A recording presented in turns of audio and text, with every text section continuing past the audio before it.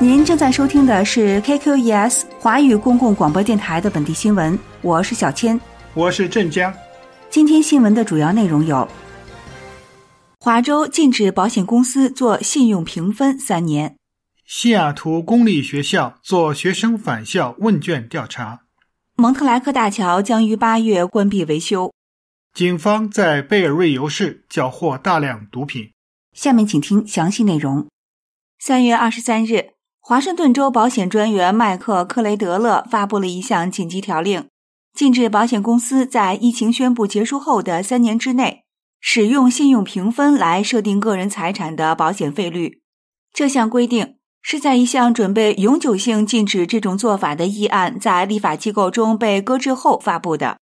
克雷德勒表示，他的决定是必要的，因为现行的暂时禁止报告某些负面信用信息的联邦保护措施将在总统宣布结束国家疫情紧急状态后的120天时失效，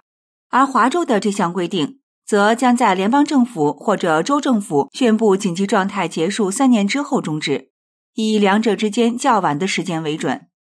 克雷德勒指出，保险公司向信用评分低的好司机收取的强制车险费用高出近 80%， 所以他认为信用评分并不可靠，评分本身是不公平的。华州保险法禁止保险公司对相同保险范围的相似人群收取不同的费率。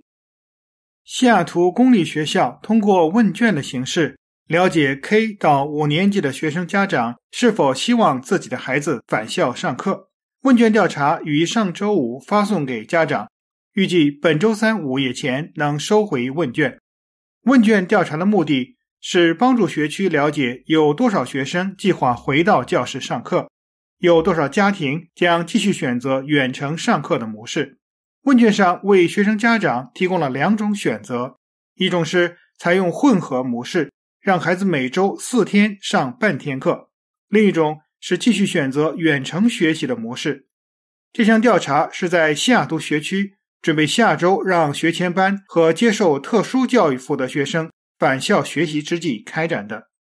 预计到4月初，西雅图学区 K 至5年级的学生有望返回教室，采取面对面和远程相结合的混合学习模式。到4月中旬，所有 K 至12年级的学生都将开始接受某种形式的课堂教学。周二，华州交通部在官方博客中宣布，连接华盛顿大学和 Montlake 社区的 Montlake 大桥将于今年8月关闭维修，为期1个月左右。为了能在海洋节结束之后和劳动节周末开始之前完成大部分的桥梁维修工作，州交通部计划从8月9号开始第1阶段的维修工程，并计划在9月3号之前完成。届时大桥将不允许车辆通行，只对自行车和行人开放，过往车辆改道行驶 I-5 和520号高速公路。Montlake 大桥已有96年历史，桥面上共84块金属板，已经有20多年没有更换。交通部计划在第1阶段更换桥面上的所有金属板，然后再在今年秋天利用5个周末的时间对大桥进行第2阶段的维修。第2阶段的工程主要是更换桥梁的一个中心锁，让桥的2边保持在一条直线上，以确保桥的开合符合要求，保障来往于华盛顿湖和团结湖的船只安全航行。在第2阶段的维修期间，自行车和行人也不能通行。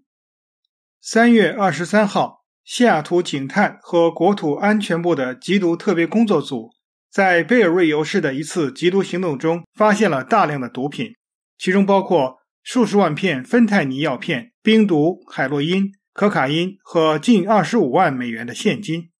据西雅图警察局披露，警探和国土安全部缉毒特别工作组在犯罪现场发现了41万片假冒的强睾酮药片，这些药片中都含有芬太尼。